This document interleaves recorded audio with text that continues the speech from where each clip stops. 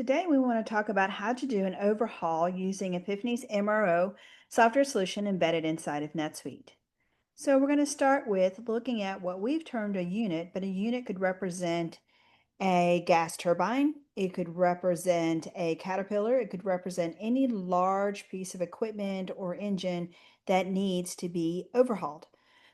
So the first thing we want to track is, of course, what is its serial number, if it's at a customer, if it belongs to a customer, what its current condition is or what it plans to be, etc. So there's a lot of information stored here. One of the things is where is it? The other one is, what is kind of category is it, the price of it, etc. The other thing we want to know is what is inside of this engine. So when we want to look at that, we can go to this configuration to see what is in this engine. So we can see here, this engine has modules and piece parts, and we can see all of that here. So we can also see it in this tree view, which is a little bit nicer view.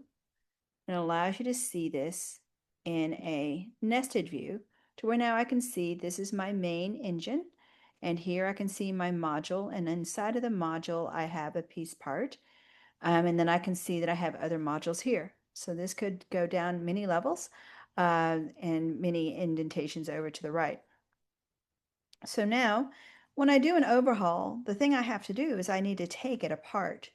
And so in order to take it apart, then I want to be able to create a work order and be able to take that apart. So what we've done here is we went ahead and created our master work order. So the master work order allows us to say, all right, so we want to do an overhaul. This is where we are. This might be the project manager of it. This can be, general information about it. And again, what configuration does it use? So why do we care about that? Because when we take it apart, we've got to manage it.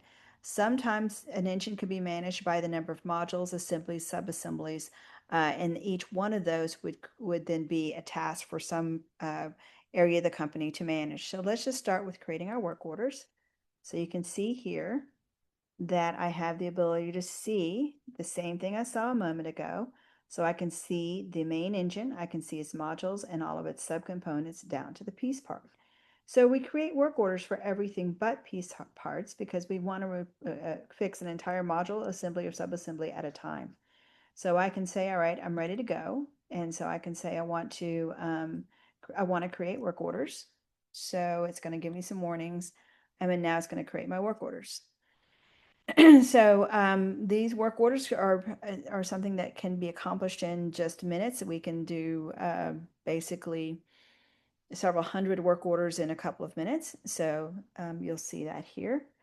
And then when we're done, we'll go into the work order and we'll take a look at that work order.